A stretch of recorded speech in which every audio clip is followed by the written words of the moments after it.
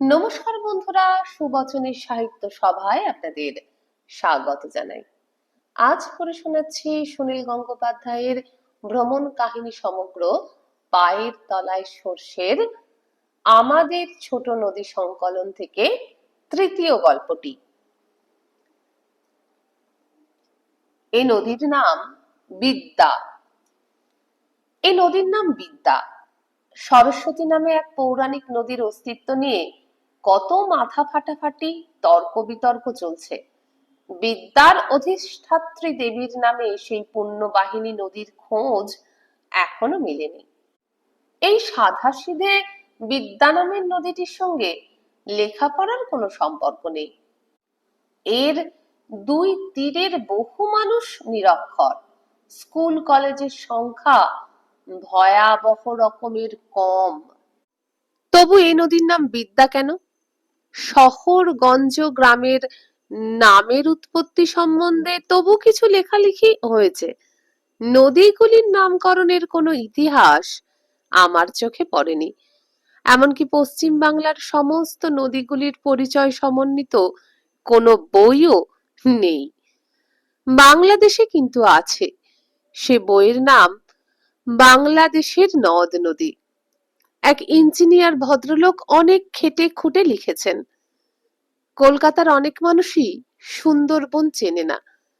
বাঙালিরা অনেকেই পালামৌ, হাজারিবাগ যায় জঙ্গল দেখতে।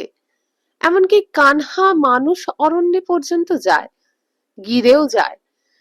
অথচ বাড়ির কাছে সুন্দরবন অনেক বেশি সুন্দর, সারা জীবনে হয়তো চোখেও দেখেনি।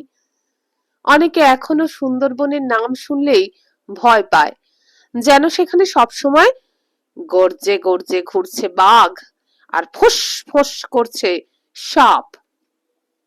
অবশ্য কিছুকাল আগেও সুন্দরবনে টুরিস্ট লজ কিংবা ভালো কোনো থাকার জায়গা ছিল না।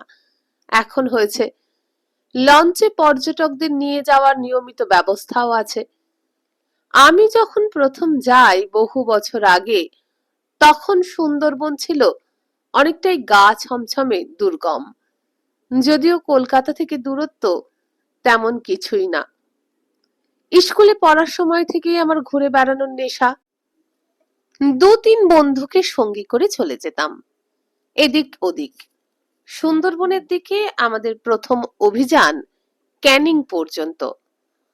তখন কত বয়স হবে? 15-16। সুন্দরবনে যাবার কথা ভাবিনি। তখনও সংঘবদ্ধভাবে বন্দুক টন্দুক না নিয়ে বেড়াবার প্রশ্নই ছিল না সেখানে। আমাদের ক্যানিং বেছে নেবার কারণটি ছিল বেশ মজার। কেউ একজন বলেছিল, ক্যানিং এমনই একটা বিচিত্র শহর, সেখানে দিনের বেলা সবাই ঘুমোয় আর সারা রাত জেগে থাকে। আমাদের সদ্য কৈশোর আক্রান্ত হৃদয়ে তখনও লেগেছিল রূপকথার দেশ। এরকম শহর তো রূপকথাতেই থাকে। ট্রেনের টিকিট কেটে মাত্র 3 ঘন্টায় সেখানে পৌঁছানো যায়। এমন রহস্যময় জায়গায় তো যেতেই হবে। ক্যানিং এখন বেশ উন্নত, আধুনিক হয়েছে। তখন ছিল নিতান্তই টিমটিমে মফস্বল। তখনও অবশ্য ক্যানিংকে বলা হতো সুন্দরবনের দরজা। আমরা 4 বন্ধু পৌঁছেছিলাম সন্ধ্যের পর। তখনও ইলেকট্রিক ট্রেন চালু হয়নি। কয়লার ইঞ্জিনে ঢিকিস ঢিকিস করে যেতে সময় লেগেছিল 3 ঘন্টারও বেশি। বলাই বাহুল্য, আমাদের সেই অভিযানের পরিণতি হয়েছিল খুবই হাস্যকর ও করুণ। খামোখা ক্যানিং এর লোক সারা রাত জাগতে যাবে কেন? সেই লোকটি আমাদের ডাহা মিথ্যে কথা বলেছিল। আসলে ক্যানিং এ বেশ বড় একটি মাছের বাজার আছে। সেই বাজারটাতেই সারা রাত হারিকেন আর হ্যাজাক জ্বলে। সন্ধ্যের পর সেখানে মাছ ধরা নৌকোগুলো জড়ো হয় বিভিন্ন নদী ও সমুদ্র থেকে। মাছের আড়তদাররা সেই মাছ কিনে ভোর ভোর চালান দেয় কলকাতায়। অর্থাৎ বাজারটিতেই শুধু জেলে, মাছওয়ালা, পাইকার ও ফরেদের ভিড়। চতুর্দিকে আষ্টে গন্ধ। মিনিট 15-র বেশি সেখানে ঘোরা যায় না। ফেরার আর ট্রেন নেই। সারা রাত আমাদের শুয়ে থাকতে হয়েছিল প্ল্যাটফর্মে, তেলে ভাজা মুড়ি খেয়ে। উপরন্তু খাদ্য ছিল মশার কামড়। একটি দর্শনীয় ব্যাপার ছিল বটে। গঞ্জ এলাকায় অনেক খরিদ্দার, বিক্রেতা আর পাইকারদের ভিড় হয়। তাদের সঙ্গে থাকে কাঁচা টাকা, তাই প্রত্যেক গঞ্জেই থাকে বেশ্যাপল্লী। এর আগে আমরা ওরকম পল্লী দেখিনি। একটা বড় পুকুরের ধারে, একটা পিচ্ছিল কাঁচা রাস্তার ধারে সারি সারি ঘর। প্রত্যেক দরজার সামনে হাতে লম্ফ নিয়ে দাঁড়িয়ে আছে মুখে খড়ি মাখা স্ত্রীলোকেরা। খানিকটা দূর থেকে সেই দৃশ্য যেন কেমন অলৌকিক মনে হয়েছিল। ছবিটা মনে গেঁথে আছে। সেইটুকুই যে রহস্য রোমাঞ্চ। তারপর কয়েক বছর পরই সরাসরি সুন্দরবন। এবার অন্য এক বন্ধুর সঙ্গে, যাদের একটা পারিবারিক খামার বাড়ি আছে সুন্দরবনের লাট অঞ্চলে। সেই জন্য ওই অঞ্চলটি তার চেনা। এবারেও প্রথমে ক্যানিং ট্রেনে করে, তারপর লঞ্চে চেপে গোসাবা। সেই গোসাবাই সুন্দরবনের প্রাণ কেন্দ্র, যদিও মোটেও শহর বলা যায় না। একটি সুদৃশ্য কাঠের বাড়ি, শুধু দেখবার মতো। ওখানে নাকি একবার রবীন্দ্রনাথ এসে কিছুদিন থেকেছিলেন, কিন্তু তার লেখায় বিশেষ সুন্দরবনের উল্লেখ পাওয়া যায় না। গোসাবার পাশেই বিদ্যা নদী। সেই নদীতে আর একটি ছোট লঞ্চ চেপে বন্ধুটির গ্রামে। সে গ্রামটির নাম মনে পড়ছে না। সেখানে খাতির যত্ন ভালোই পাওয়া গিয়েছিল, তার কোনো অভাব হয়নি। টাটকা মাছ, মুরগি। কিন্তু সব মিলিয়ে হতাশই হয়েছিলাম। কোথায় সুন্দরবন? বাঘের ডাক শোনা তো দূরের কথা, কাছাকাছি কোনো জঙ্গলই নেই। এমনই একটা সাধারণ গ্রাম, চাষবাসের ক্ষেত, নদী, নালা। হিংস্র প্রাণী দেখেছিলাম একটি মাত্র। সে দেখাটি সত্যি রোমহর্ষক, অতীব হাস্যকর বটে। আমার জন্ম যদিও পূর্ববঙ্গের গ্রামে, কিন্তু একেবারে শিশু বয়স থেকেই সেই গ্রাম বিচ্যুত এবং পুরোপুরি শহুরে হয়ে গেছে। বন্ধুটির গ্রামে গিয়ে বহু কাল পরে পুকুরের জল খেতে হবে শুনে শিউরে উঠেছিলাম। এখন আমাদের সকলেরই স্বাস্থ্যজ্ঞান টনটনে। কলেরা ভীতি, টাইফয়েড ভীতি কার না আছে। গ্রামের পুকুরে বাসন মাজা, কাপড় কাচা সবই চলে। মানুষের সঙ্গে সঙ্গে গরু মোষও চান করে। ভ্যান গাড়ি ধোয়া হয়। তবে শুনলাম একটি বিশেষ পুকুর আছে, তার নাম মিষ্টি জলের পুকুর। সেই মিষ্টি পুকুরের জলই পানীয় হিসেবে ব্যবহার করা হয় এবং সেই পুকুরে স্নান করা, গরু মোষ নামানো নিষিদ্ধ। গ্রামের সব লোক সেই জল খায়, আমার বন্ধুটিও। সুতরাং আমি আর আপত্তি জানিয়ে কোনো লাভ হবে ভাবলাম না। দেখাই যাক না কি হয়। কিন্তু একটা ব্যবস্থা কিছুতেই আমার পক্ষে মেনে নেওয়া সম্ভব হলো না। মাঠে গিয়ে বড় বাথরুম, এটাই এখানকার ভব্য বাংলা। গোটা গ্রামেই একটাও বাথরুম নেই। সবাই মগ নিয়ে মাঠে ঘাটে যায়, মেয়েরা পর্যন্ত। পশ্চিম বাংলায় আরো অনেক গ্রামে আমি এরকম বাথরুমহীনতা দেখেছি। ওই ব্যাপারটি যেন একেবারেই অবান্তর। কোনো একটি গ্রামে সন্ধ্যের সময় ঘন্টাখানেক পুরুষদের নদীর ধারে যাওয়া নিষিদ্ধ। ওই সময় মেয়েরা সার সার লাইন দিয়ে বসে পড়ে। কোনো মহিলার যদি দিনের বেলায় বেগ আসে, তাহলে তারা কি করে? আসলে প্রাইভেসি ব্যাপারটা সভ্যতার উচ্চ স্তরের অঙ্গ। আমরা গ্রামে গঞ্জে এখনো সেই উচ্চ স্তরে উঠিনি। এমনকি প্রাইভেসি শব্দটির সঠিক বাংলা প্রতিশব্দও নেই। তুলনামূলকভাবে পূর্ব বাংলায় এ ব্যাপারে সচেতনতা ছিল। সেখানকার গ্রামে স্নানের জন্য কোনো আব্রু থাকতো না বটে, তা সেরে নেওয়া হতো নদী বা পুকুর ঘাটে। কিন্তু অতি দরিদ্রের বাড়িতেও বড় বাথরুমের জন্য একটি নির্দিষ্ট স্থান থাকতো। প্রকাশ্যে মাঠে ঘাটে মগ নিয়ে যাওয়ায় আমার ঘোরতর আপত্তি ছিল। প্রকাশ্যে মাঠে ঘাটে মগ নিয়ে যাওয়ায় আমার ঘোরতর আপত্তি দেখে বন্ধুটি আমার জন্য চটপট একটি বাথরুম তৈরি করে দিল। অর্থাৎ বাড়ির পিছন দিকে একটা গর্ত খুঁড়ে পেতে দেওয়া হলো কয়েকটা ইট, আর তাল গাছের কয়েকটি পাতা কেটে গর্তটার চারপাশে পুঁতে দিয়েই আব্রু রক্ষা করা হলো। সেখানে গিয়ে সবেমাত্র বসেছি, অমনি তাল পাতায় খরমর শব্দ শুনে তো আমার চক্ষু চড়ক গাছ। চিরিক চিরিক করে জিভ বার করতে করতে সেখান দিয়ে ঢুকছে একটা মস্ত মোটা সাপ। এর থেকে ভীতিজনক ও অস্বস্তিকর অবস্থায় আর কোনো মানুষ পড়েছে কি? আমার তখন পালাবারও উপায় নেই। শুনেছিলাম একেবারে নড়াচড়া না করলে সাপ নিজে থেকে দংশন করে না। আমি নিঃশ্বাস বন্ধ করে কাঠের মূর্তি হয়ে রইলাম। সাপটা একটা মালগাড়ির মতো লম্বা, আসছে তো আসছেই, এবং মালগাড়ির থেকেও ধীর গতি এবং আঁকা বাঁকা সর্পিল গতি যাকে বলে। বলাই বাহুল্য, শেষ পর্যন্ত আমি সর্পদংশিত হইনি। সেটা নির্বিষ দাঁড়াস এবং বাস্তু সাপ। কিন্তু এ শুনেও আমি মোটেই সান্ত্বনা পাইনি, আর একদিনও থাকতে চাইনি সেখানে। কিন্তু সেবারেই সুন্দরবন দেখা হয় সবিস্তারে। গোসাবায় ফিরে এসে আরো দুটি গ্রামে গেলাম, রাঙাবেলিয়া ও সাতজেলিয়া। রাঙাবেলিয়া গ্রামটি নানা কারণে উল্লেখযোগ্য। এককালে বিপ্লবী ও পরবর্তীকালে গান্ধীবাদী সমাজসেবী পান্নালাল দাশগুপ্তের সংস্থা টেগর সোসাইটি এখানকার স্থানীয় মানুষদের জন্য অনেক কাজ করেছে। রাঙাবেলিয়ায় কিছু স্যানিটারি বড় বাথরুম পর্যন্ত তৈরি করা হয়েছে। মাছ ধরা যাদের জীবিকা এবং সুন্দরবনের গহনে প্রাণের ঝুঁকি নিয়ে যারা মধু সংগ্রহ করতে যায়, দারিদ্র ছিল তাদের চিরসঙ্গী।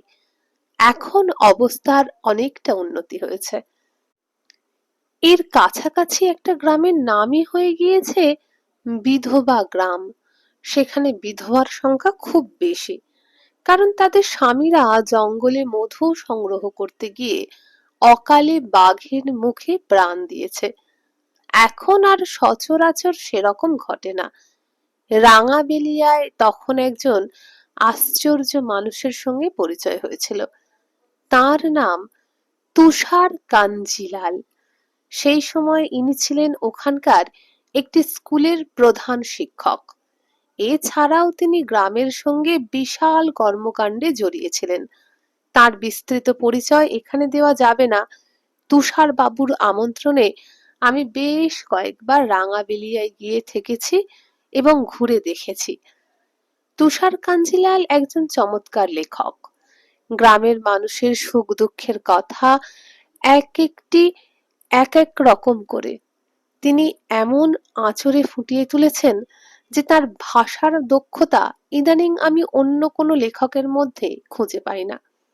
অনেক বঞ্চনা ও দীর্ঘসূত্রতার কথা তিনি লিখেন, কিন্তু তার মধ্যে তিক্ততা বা ক্রোধ প্রকাশ পায় না, থাকে শ্লেষ ও কৌতুক। এমন লেখার ক্ষমতা যদি আমার থাকতো। এই রাঙাবেলিয়াতেই বহুকাল ধরে রয়েছেন কবি বিনোদ বেরা। সে একজন চাষি, নিজের হাতে সামান্য জমি চাষ করে কোনো রকমে সংসার চালায়। দেশ পত্রিকার শারদীয় সংখ্যাতেও ছাপা হয় তাঁর কবিতা। বিনোদ বেরা একজন আধুনিক কবি হিসেবে গণ্য, অথচ জমি চাষ করাই তাঁর জীবিকা। এমন দৃষ্টান্ত বাংলা সাহিত্যে সম্ভবত আর নেই। রাঙাবেলিয়া থেকে সাতজেলিয়া গ্রামে যেতে হয়েছিল পায়ে হেঁটে, মাঝখানে খেয়া নৌকোয় নদী পেরিয়ে। সাতজেলিয়া গ্রামটি বেশ বড়, সেটাই বলতে গেলে শেষ জনবসতি। তারপর বাঘের এলাকা। সাতজেলিয়াতে যার বাড়িতে আতিথ্য নিয়েছিলাম সেও একজন আলাদা ধরনের মানুষ।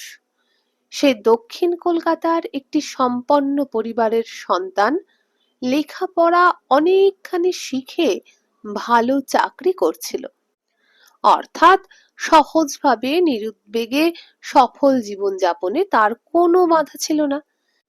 কিন্তু হঠাৎ চাকরি বাকরি ছেড়ে সাত জেলিয়ায় চলে এসে চাষবাস শুরু করে। এখানে তাদের কিছু পৈতৃক জমি ছিল এবং বাথরুম সমেত একটি ছোট পাকা বাড়ি। সে আধুনিক প্রথায় চাষ শুরু করে, যাতে গ্রামের অনেক মানুষের উপকার হয়, নিজেরও জীবিকার সংস্থান হয়।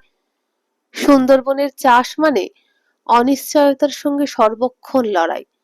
প্রকৃতি এখানে বিমুখ, প্রবল ঝড় বৃষ্টি তো আছেই, নোনা জল জমিতে ঢুকে পড়লে 2 বছর সে জমি নিষ্ফলা হয়ে যায়। আমার সেই বন্ধুটি দাঁতে দাঁত কামড়ে সেই লড়াই চালিয়ে যাচ্ছিল। তার স্ত্রী এই সন্ধ্যের পর অন্ধকারে ডুবে থাকা গ্রামে এসে থাকতে রাজি হয়নি। তাছাড়া ছেলে মেয়েদের ভালো স্কুলে লেখাপড়া করাবার জন্য কলকাতাতেই তাকে থেকে যেতে হয়েছিল। কলকাতায় বন্ধুটিকে আগে শৌখিন প্যান্ট শার্ট পরতে দেখেছি, গ্রামে সে লুঙ্গি এবং গেঞ্জি পরে নদীর ঘাটে বসে যখন স্থানীয় লোকেদের সঙ্গে আড্ডা মারে, তখন দেখে আমার বেশ ভালো লাগে। সিগারেটের বদলে সে তখন বিড়ি ধরিয়েছিল। এবার নদীর কথা। ক্যানিং থেকে আমরা লঞ্চে যে নদীবক্ষে যাই, সে নদীর নাম মাতলা। সেটি বেশ বড় নদী। মাতলার তুলনায় বিদ্যা নদীর দৈর্ঘ্য বেশি নয়, কিন্তু তেজ আছে। এই বিদ্যা নদীতে নৌকোয় করে ঘুরেছি অনেকবার। ভোরবেলা যাত্রা করে সারাদিনের জন্য বেরিয়ে পড়া, সন্ধ্যের আগেই ফিরে আসা উচিত, তাও 2-1 বার হয়নি।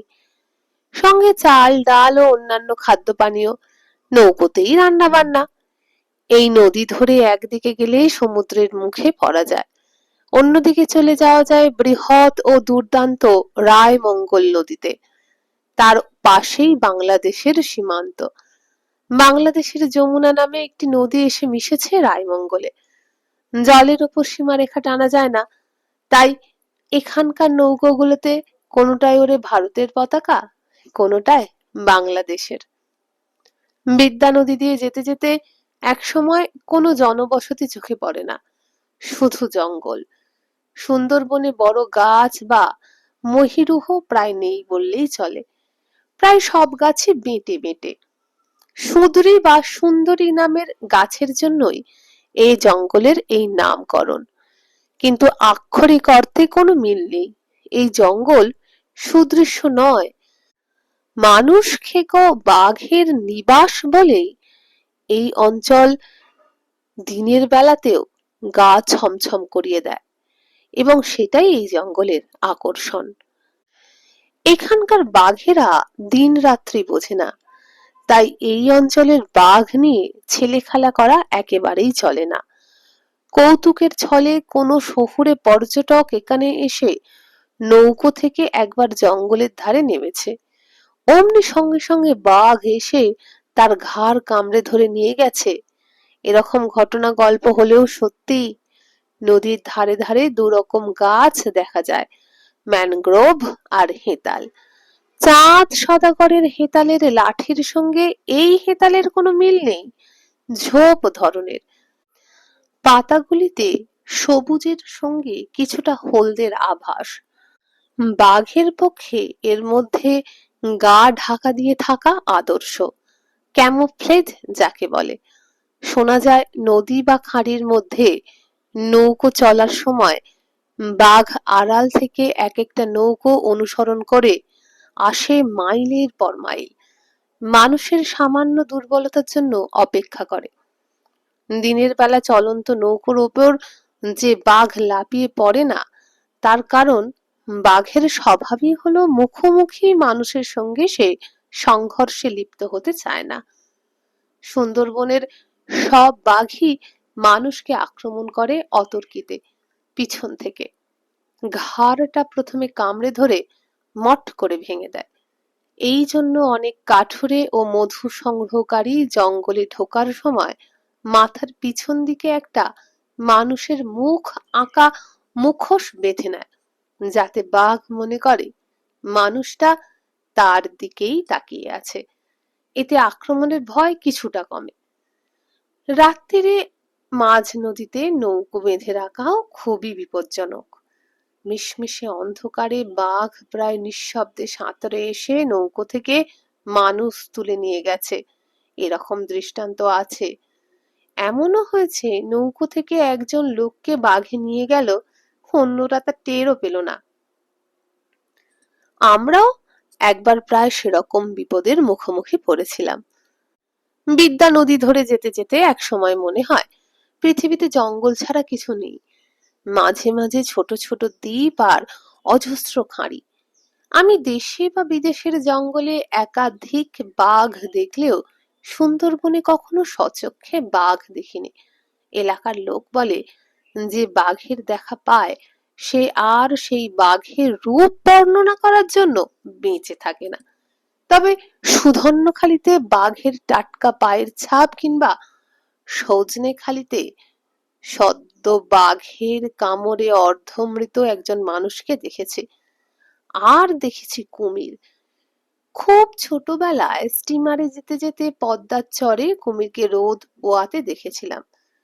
অনেক কাল পরে সেরকম দেখছি সুন্দরবনে। প্রথমবার বিদ্যা নদীতে ভ্রমণে কোনো ঘটনা ঘটেনি, শুধু দৃশ্য অবলোকন ও নিজেদের মধ্যে আমোদ প্রমোদ হয়েছিল। তাই দ্বিতীয়বারে ভয় ভেঙে গিয়েছিল অনেকখানি। এবারে গোসাবা থেকে যাচ্ছিলাম মাধবকুটির দিকে।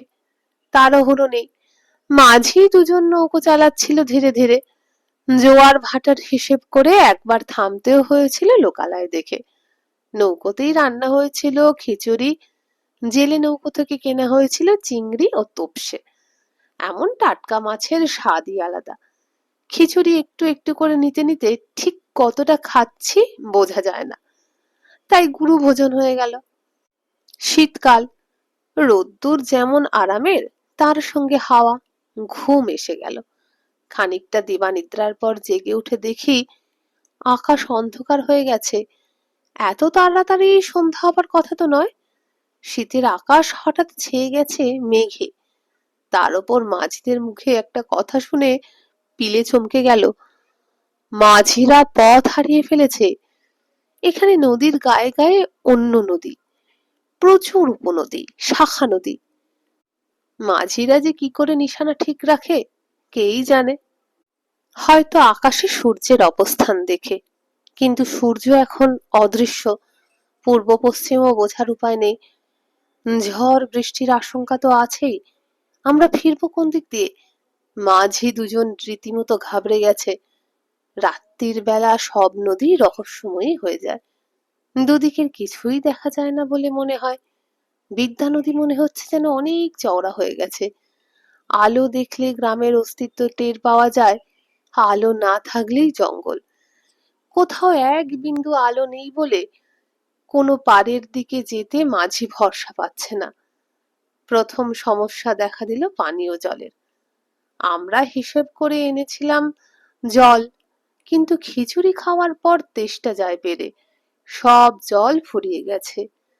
আমরা নদীর বুকে ভাসছি, কিন্তু তবু যেন মরুভূমি। বিদ্যা নদীর জল এক আঁজলা মুখে দিয়ে দেখেছি।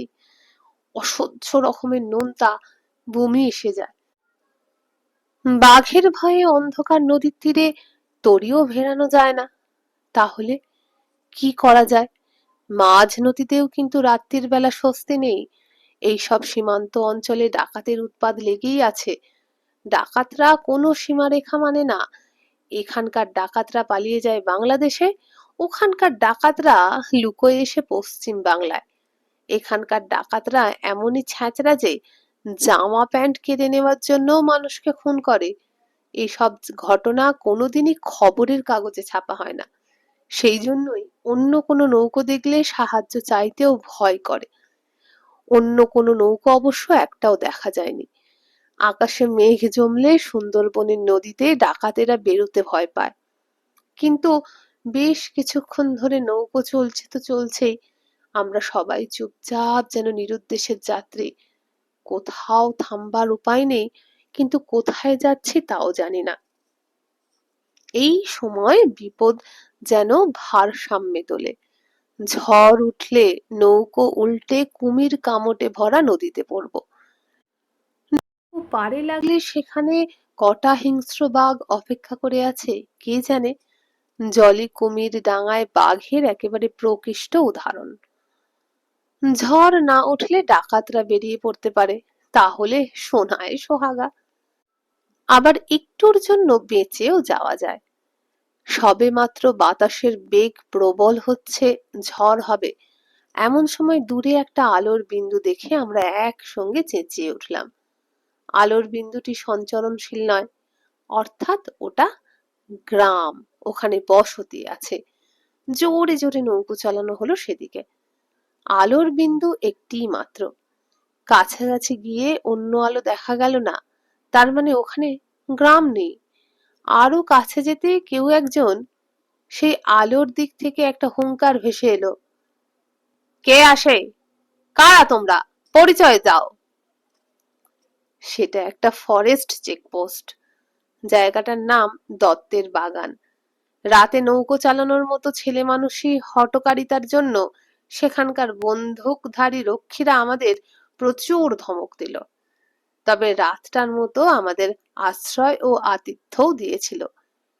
তাদের কাছে আমাদের কৃতজ্ঞতার শেষ নেই। বন্ধুরা, আমাদের ছোট নদীর এই ভাগ, সে নদীর নাম বিদ্যা, এখানেই শেষ হলো। যদি এরকমই ভ্রমণ কাহিনী শুনতে চান, তাহলে এই ভিডিওর নিচে যে বারে আমার চ্যানেলের নাম দেওয়া আছে সেখানে ক্লিক করুন। ক্লিক করলে প্লেলিস্ট বেরোবে। প্লেলিস্টে অজস্র গল্প থরে থরে সাজানো আছে, সেখান থেকে খুঁজে নিন পায়ের তলায় সর্ষে। সেখানে পেয়ে যাবেন পড়া পায়ের তলায় সর্ষের সমস্ত অংশ। এখনো যদিও অনেক অংশই বাকি। তাহলে আজকের মতো বিদায় নিলাম। নমস্কার।